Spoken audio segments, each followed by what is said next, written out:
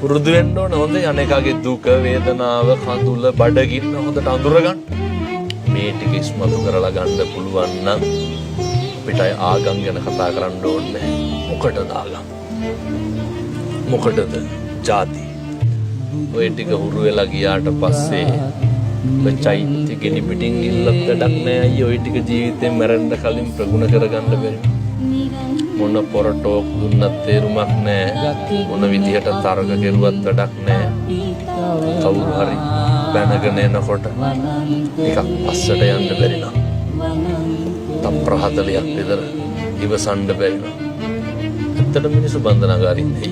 මම නිකන් මතක් වෙච්ච ඉඳලා තප්පර 30ක් විතර ඉවසන්න බැරි වෙච්ච ඉඳලා අනේකට කරු කරන්න බැරි වෙච්ච ඉඳලා අනේකගේ වරදට අපි කෝප වෙච්ච ඉඳලා එහෙම නෙමෙයිද? ගති ගුණ අතින්